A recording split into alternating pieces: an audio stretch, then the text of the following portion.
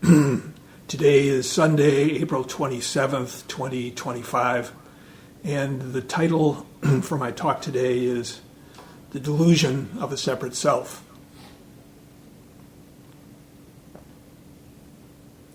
We just chanted, when we turn inward and prove our true nature, our true self is no self.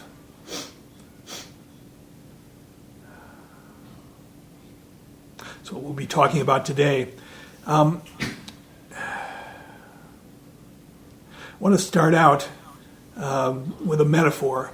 This is something I got from Joseph Goldstein. He's one of the teachers, Vipassana teachers in this country. And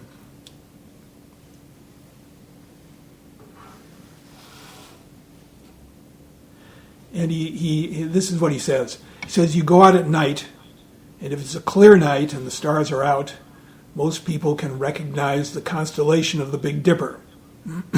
Hoping most people here know what the Big Dipper is. You never know anymore. It's up there in the sky, they say. The question then is there really a Big Dipper up there? Big Dipper is a concept which we're overlaying on a certain pattern of stars, but there's no Big Dipper. So self is like the Big Dipper. The notion of self is a concept, just like Big Dipper is a concept, and we're overlaying that concept of self onto this pattern of mental, physical, emotional content. Putting a name, giving a designation of Joseph, Bob, Big Dipper, Big Bopper.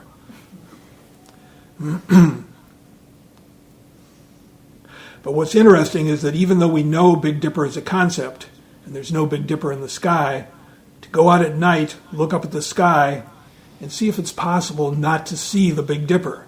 It's very difficult, because we've been so conditioned to see in a certain way. It's helpful to realize that the concept of Big Dipper can be useful, just like the concept of self can be useful. One of the stars of the Big Dipper, actually one star can't points to the North Star. There are two stars. It makes a line out on the outer edge of the Dipper, and that points to the North Star. So if you're out in the ocean and trying to decide which way to go, if the sky is clear, maybe you can figure it out. We're not suggesting either with the Big Dipper or the self to get rid of the concept, but to understand that that's what it is. Of course, even the pattern of the Big Dipper is a function of the angle we're looking at those stars. We have the idea that they're painted across this panel of the sky. Actually, some of the stars are 7 times farther away than others. And if we moved out into the galaxy, the whole constellation would simply fall apart, disappear.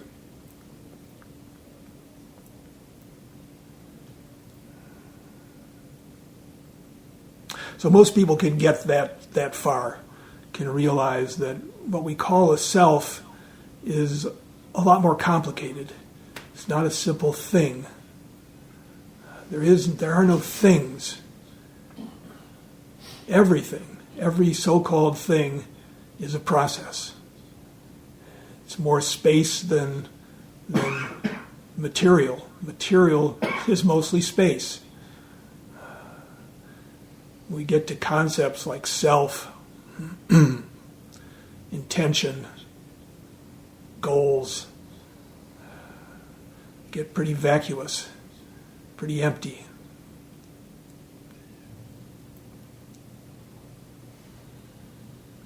One of the koans that people work on in Zen practice is, who am I? What is this? What is this awareness?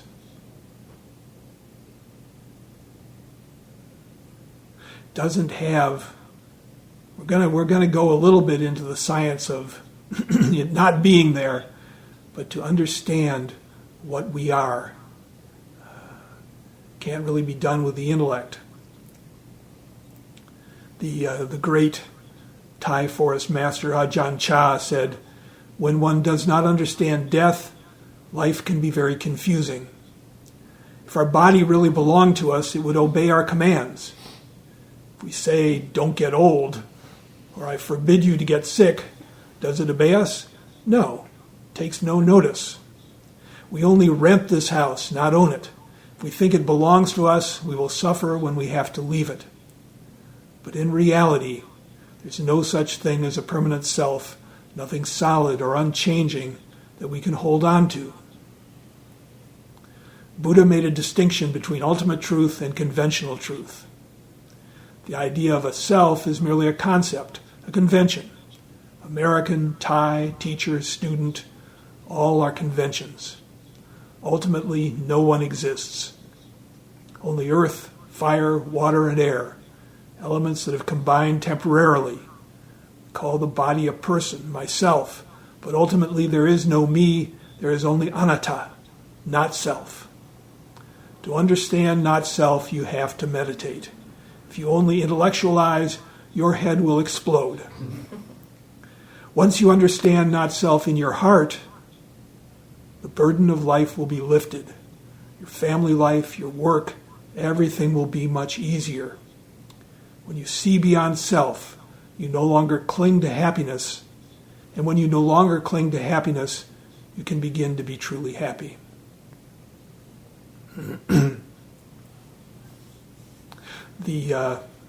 This word anatta, it's one of the three conditions, one of the three characteristics of existence, according to the Buddha.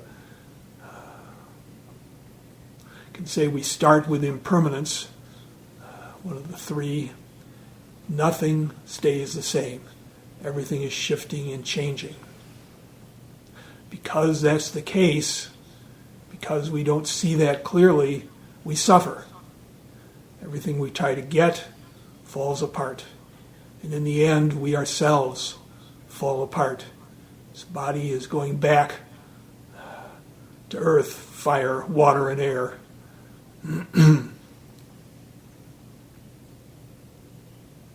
It's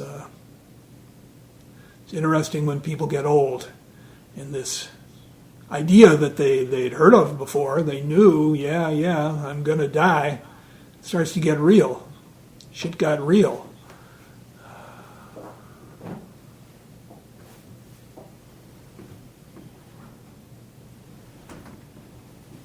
Roshi used to be fond of saying that Zazen was a preparation for death, learning to let go on the mat. When you sit down, you see all the things that you cling to. You begin to see. Some of them take a long time to see.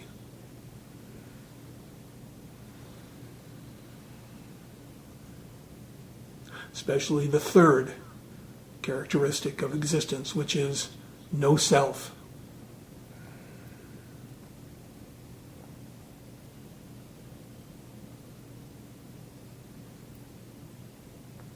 When the Buddha offered the teaching of no self or not self, he took the approach of saying, if there was a self, if you had a self, if you were a thing, you'd be able to control that thing. Be like a king controls his land, his kingdom. And of course, when you take a look, you realize, no, I can't. I can barely control whether to get up in the morning or not. So many things out of my control. Certainly can't stop from getting sick or dying, as Ajahn Chah put it.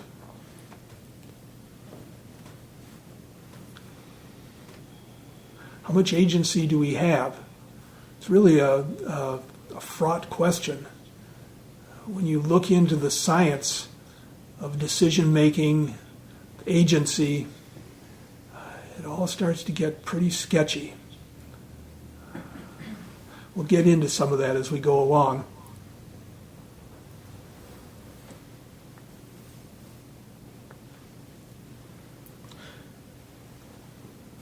going to go for a little bit to a guy named Robert Wright. He's a practitioner as well as an author of a number of books. Evolutionary psychology is one of his areas, and that's the study of how the way we evolved. Human beings obviously are shaped by the need to preserve ourselves, to pass our genetic heritage on to our descendants. And we're all the descendants of people who were good at doing that. The people who weren't good at doing that, there's no trace of them anymore. And so a lot of the things that come naturally to us are for that purpose, for us to get our genes into the next generation. It's not for the purpose of us to know the truth or for us to be happy. Those are totally irrelevant to nature's so-called plan. Of course, there's no plan. It's just causes and conditions playing out.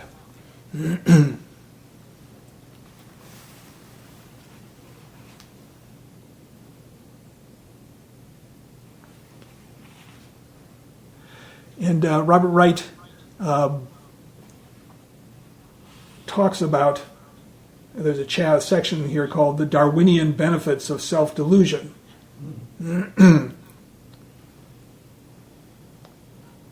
He says, why would natural selection design a brain that leaves people deluded about themselves? One answer is that if we believe something about ourselves, that will help us convince other people to believe it.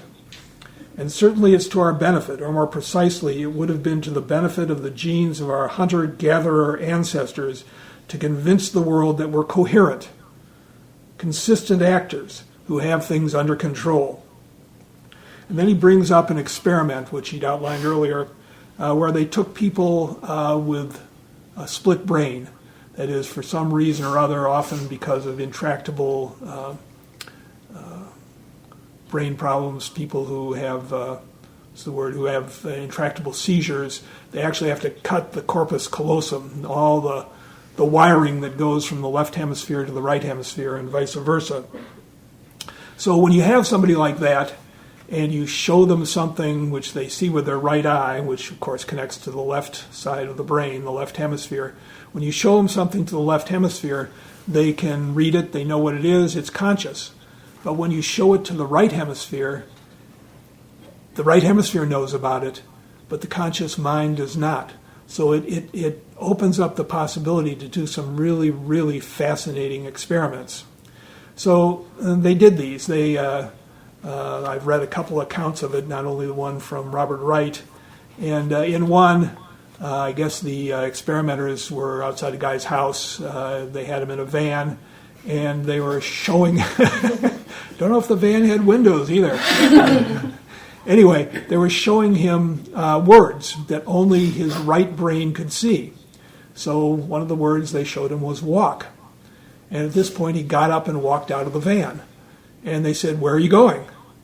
And, of course, he had no idea why he'd got up to walk. He'd got a command. He didn't know about it. And his right brain was taking him off on his walk. So he, on the spot, said, I'm going into the house to get a Coke. He made up a reason. And this happens again and again. There's another experiment where they show people pictures. These are, again, split-brain people. It's a new category of people. So they need their rights protected. Not be subject to cruel experiments. These aren't cruel. They showed someone a bunch of pictures, and on the left side they saw a chicken claw, and on the right side they saw a shovel. And then they were given a bunch of pictures and asked which one related to what they'd seen. Well, all they'd seen was the chicken claw. So the, the left brain, right hand. The right hand pointed to a chicken. And they were able to explain that, chicken claw, chicken. And the left hand was pointing to a shovel, because that's what the right side had been shown. Why are you pointing to the shovel? Well, you need a shovel to clean up the chicken shit afterwards. So this is something that we do without thinking about it. Roshi Kapleau used to always say, the reason people give for things are not the real reason. We make our decisions. We choose what to do and what to say based on input that we're not always aware of. Sometimes we are, but more often we're not. And we come to our decisions by processes that we're not aware of. We all tend to react well to people who seem to know what they're doing, who are decisive. I remember Roshi saying about somebody, often wrong, but never in doubt. More than one person fits that. But there's something exhilarating about being sure of yourself. It's definitely a good strategy for getting your DNA where you want to get it, or maybe where you don't want to get it. Yeah.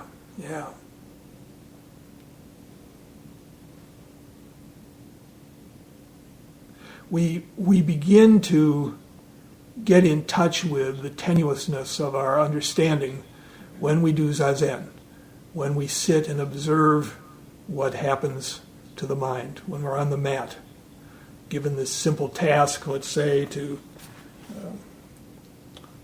follow the breath or to count the breath, it's all we need to do. It's so simple. You hear about it and you think, yeah, I can do that. I have a friend who was introduced to Zen by Roshi Kapleau way back in, 1967, 1968. He went to a little college in Florida, and the entire freshman class went to Sesshin. It was, those were the days. The careless joy of the unaware. And I remember I had a friend who had been there, and he was talked into doing Zazen by one of the senior guys who actually ended up being one of the three people who lived here with Roshi Kapleau. He was pretty interesting fellow. I won't go into more of it than that. What an interesting fellow. Anyway, he told my friend David, he said, I bet you can't count from 1 to 10 and keep count without losing it. And he said, oh, of course I can do that. And when he got on the mat and found out he couldn't, he was hooked. That's when he decided, okay, I'm going to do this.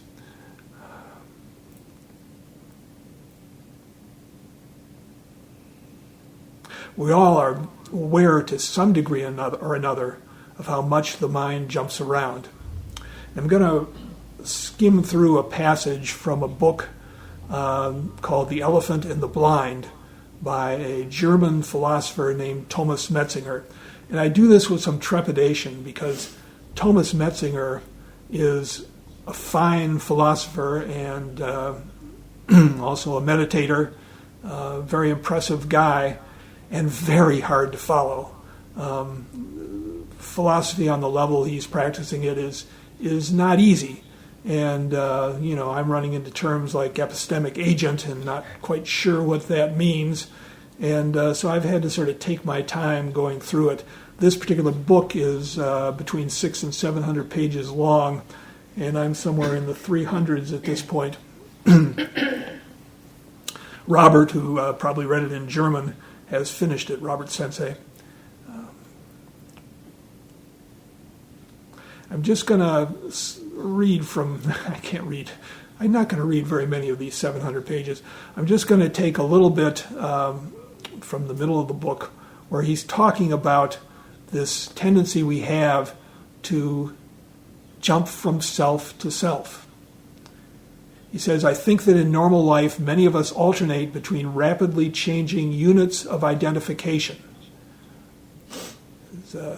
For example, during dreaming at night, or when we drift off into a short episode of daydreaming and come to again, when haunted by unbidden memories, or when sudden attacks of automatic planning and mental time travel into the future make us briefly lose touch with the present moment.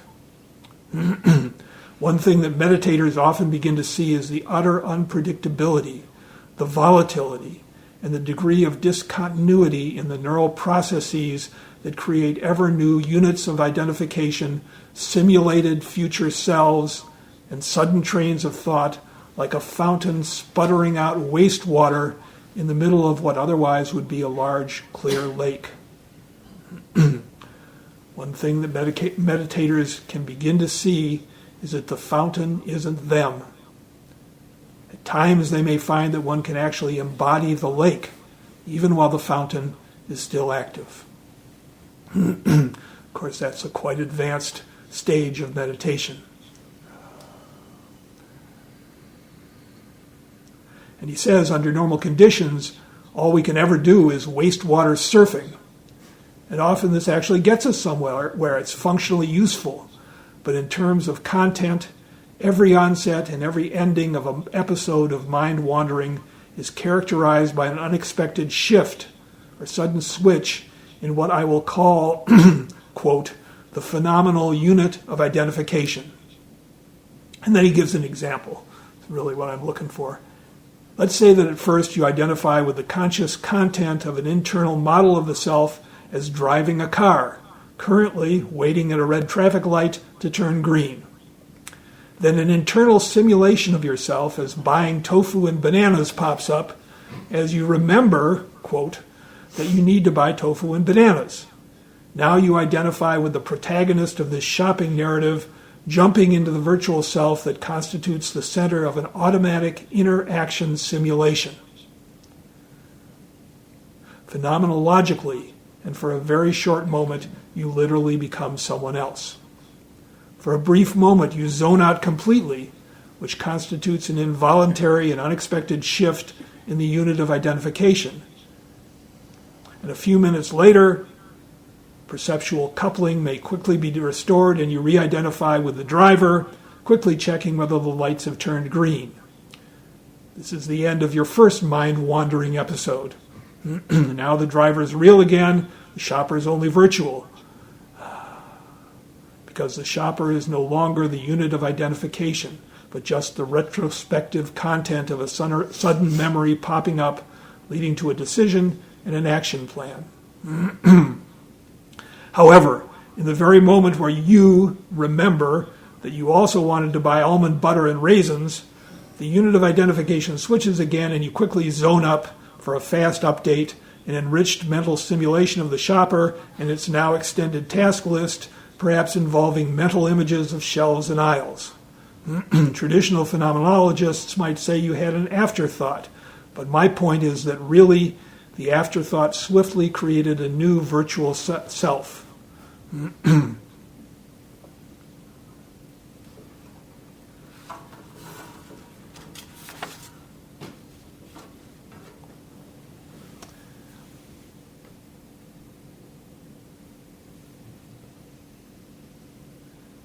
Says there have now been 2 episodes and 4 switches.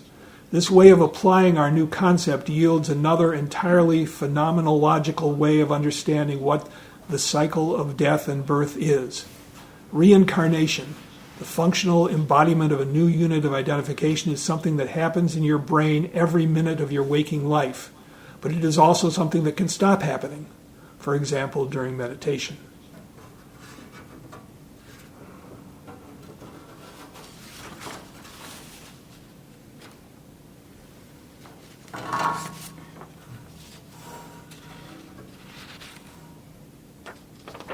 I think there's some value in reflecting on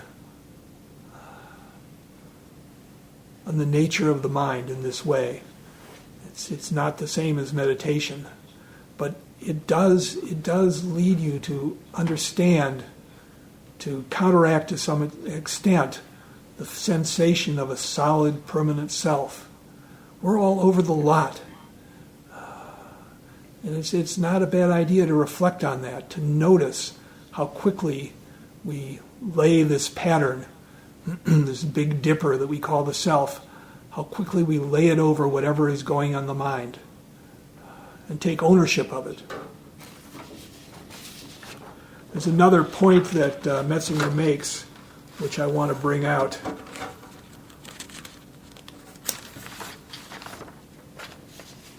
And this is from a different book of his entitled The Ego Tunnel. This book I've actually managed to read in its entirety. And here he's talking, it's a fascinating book, and I don't think it's quite as hard to follow as The Elephant and the Blind.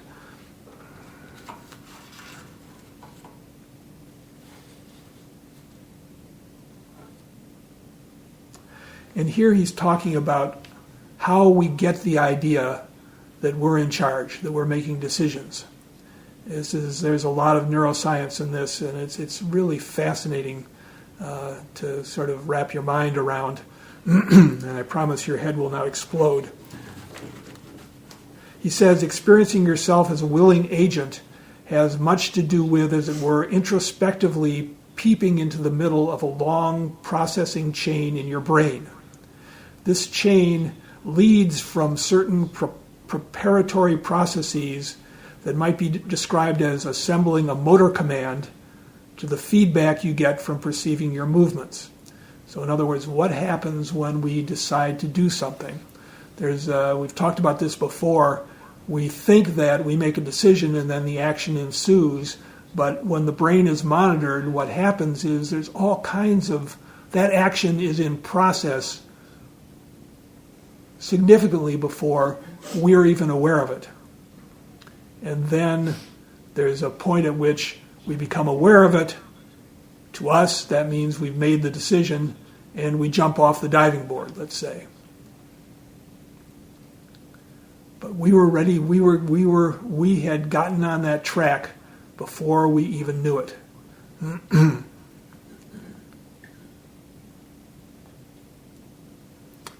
says, Patrick Haggard of University College in London, perhaps the leading researcher in the fascinating and somewhat frightening new field of research into agency in the self, has demonstrated that our conscious awareness of movement is not generated by the execution of ready-made motor commands.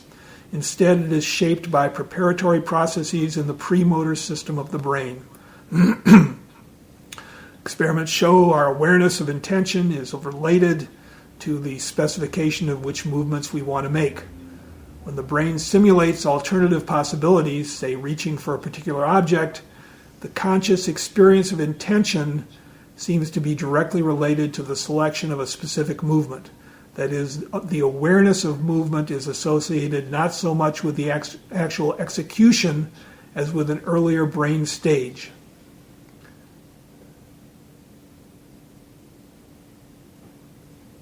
The awareness of intention and the awareness of movement are conceptually distinct, but Haggard speculates that they must derive from a single processing stage in the motor pathway. And one of the fascinating things is that this is something that doesn't exist in other animals. This is just human beings. So we evolved this ability to see into this preparatory process, which gives us, as human beings, the sense of agency. So it makes us different. If I ask my dog, why did you do that? My dog has no answer. If I ask my dog, don't you feel bad about the things you do? My dog does not.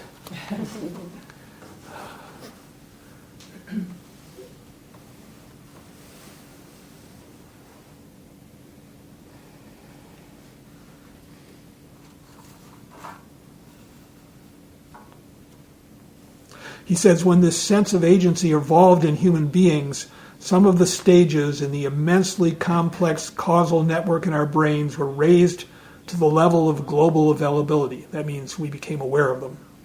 For the first time, we could experience ourselves as beings with goals, and we could use internal representations of these goals to control our bodies.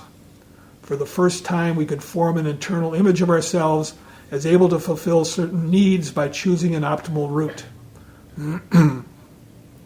Moreover, conceiving of ourselves as autonomous agents enabled us to discover that other beings in our environment probably were agents too, who had goals of their own. I've read that the explosion in the human brain came from the point where we became social animals, and we had to, in order to survive, in order to pass our genes along, we had to be able to suss out the intentions of other people. So much that goes into being able to read into what other people are showing us. We're much better at it than people who don't have, for creatures that don't have that insight. especially when dealing with human beings. Of course, that also makes us unhappy, makes us self-conscious, makes us awkward. Once our movements come into consciousness, it becomes harder to just do what we can do naturally. There's the teaching of the Zen master, Japanese Zen master Bankei,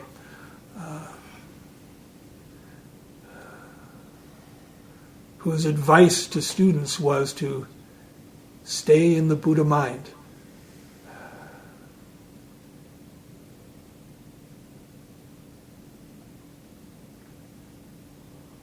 Just react naturally, spontaneously. And he used the example of a crowd of people, one crowd going one way, one crowd another, meeting on a road, and everybody avoids bumping into everybody else without even thinking about it. You walk up and down stairs, you don't think about where to put your feet. It all happens automatically, it's all handled. But we have the ability to get in there and try to improve things, which makes them worse. There's almost no sport which doesn't happen better when the mind gets out of the way. You can see people's performance fall apart when they become self-conscious. See it in ourselves. I had an experience when I was very young. I was the fastest kid in my class. I could run faster than anybody else. This was in 3rd grade. And then one night, I had a dream. In my dream, I couldn't run. I was like stuck in molasses. And the next day, another kid beat me. A little element of self-consciousness had gotten in there. I had another experience at about the same time where we were out in the field and I had a football and he was going to try to tackle me, this friend of mine. And I ran towards him and I tried to think, well, I'll dodge this way and then I'll dodge that way. And of course, everything was self-conscious and controlled. And when I finally zigged to one side, he did too and tackled me, no problem. It was like, that didn't work at all. Maybe when I started thinking about how messed up I am. So it's all preceded by only a few days by my running down the field and my 3rd grade teacher, who was a guy, which was unusual at the time. I overheard him saying, "He runs like a gazelle." That was the beginning of the end. It's kind of sad, isn't it? But then maybe I wouldn't be here now.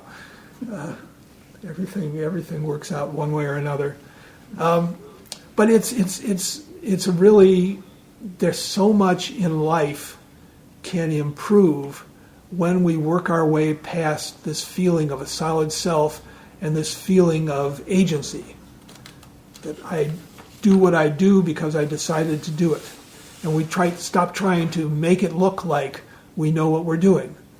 We're just content to be as we are.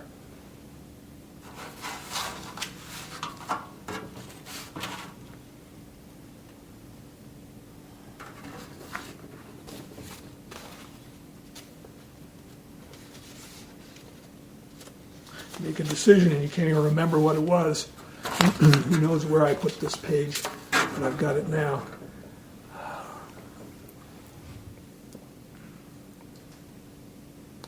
The process of Zazen really is about disidentifying with our thoughts, thereby lessening our sense of separation, and in the end making our life better. Better for us, better for others, better for everyone.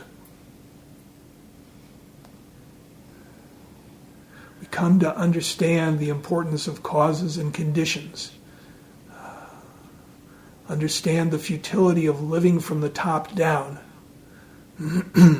trying to command the self like a king commanding his kingdom. And we get on the other side of assigning blame, not only blame to ourselves, but blame to other people. When you really look deeply into it, everything we do can be traced back to causes and conditions. And it's very hard to find where we have the leverage to do something other than what we do. There are a lot of philosophers that argue strongly that everything is determined. I've read a lot of stuff by a scientist and writer named Robert Sapolsky, who, among his many books, wrote one called Determined, which is basically a 300-page argument for the fact that everything we do is outside of our control. It was given to me by a friend and a center member who read about 40 pages into the book and was so bothered by the argument that he didn't want the book anymore. And I said, yeah, I'll read that. And it's there's so many things that science points to that indicate really, if somebody hurts us, the problem is often outside of their, I say often just to hedge it, but it's really outside their control. Why is Donald Trump the way he is? Well, look into his childhood. Look into his progenitors. There are reasons. So much of the harm that we suffer isn't, we think it's personal, and it seems personal because maybe the other person doesn't like us, but even that dislike of us is something they don't have control over. Everything is just acting out. It's so different when we realize that all of us are fighting this hard battle. Now, when we say that things are determined, that doesn't mean that what we do doesn't have an effect. If you take up the practice of Zazen, or if you just start reflecting on the needs of other people, over time your behavior will change for the better. It's just that our sense of agency at any given moment is misplaced. There's plenty of room for improvement. So the fear that people have of so-called determinism is somewhat misplaced, but they can't help it.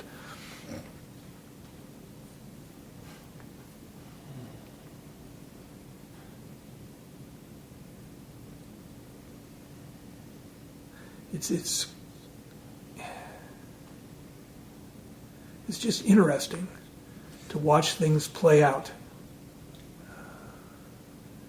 without the preferences, without the wanting things to go my way.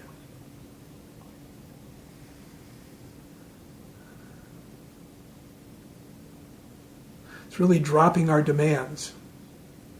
Saw a quote recently, order what you like, eat what you get. And here's another quote, the great way is not difficult for those who do not pick and choose. When preferences are cast aside, the way stands clear and undisguised. There's magic in taking our foot off the pedal, in pretending to operate ourselves like a puppet. We have the ability to see the effects of our action. We have the ability to course correct. Don't have to map everything out. And we don't have to waste time regretting what we've done. We did it, it's past. The reasons we did it aren't necessarily available to us. Certainly there's value in resolving to do better. But the blame part, the beating up on ourselves part, is totally ineffective. Often makes things worse.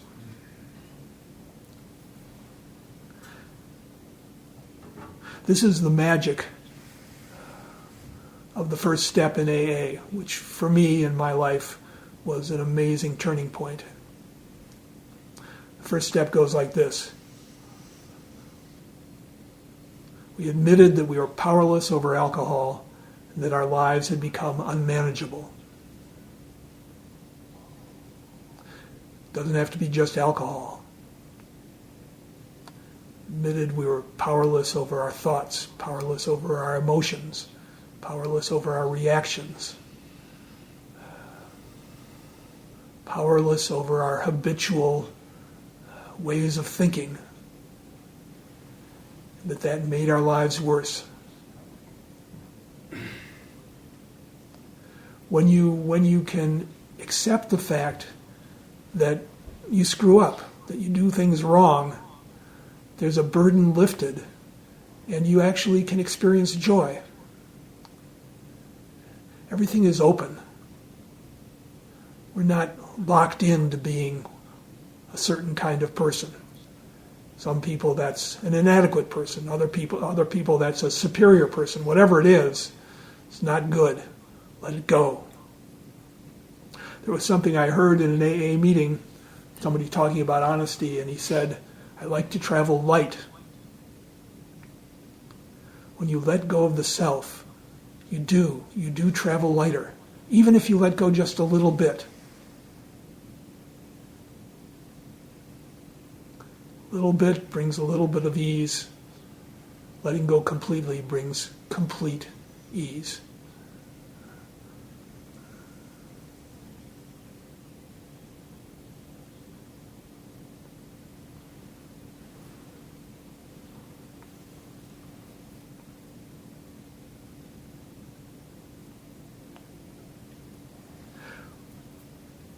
Some people feel that the real founder of Zen as we know it was the sixth patriarch, Wei Neng, supposedly an illiterate Chinese from the south.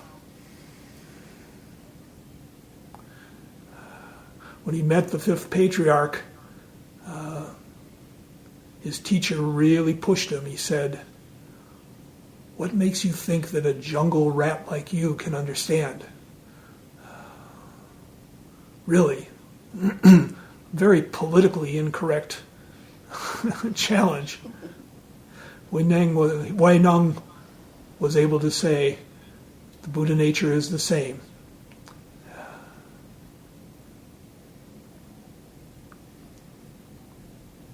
Here's some things that he said. I love this guy. He said, the object of bowing is to break the curtain of self-intoxication. So why not put your head as low as the ground? Cherishing pride is committing a crime, while forgetting your merit brings joy beyond measure.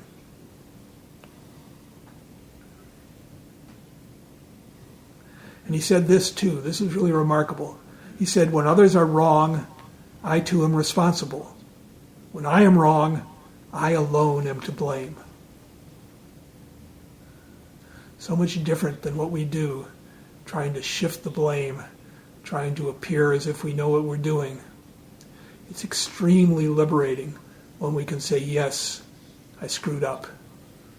And when you can do that, you feel freer. You don't feel worse.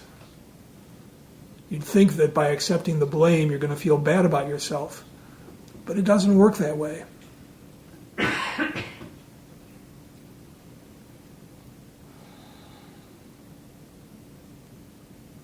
It's amazing how much humility can change your life. It's realizing we're all garden variety people. There's a French philosopher, Montaigne, who said, I'm like everyone else except for this one thing. And that is that I know I'm like everyone else.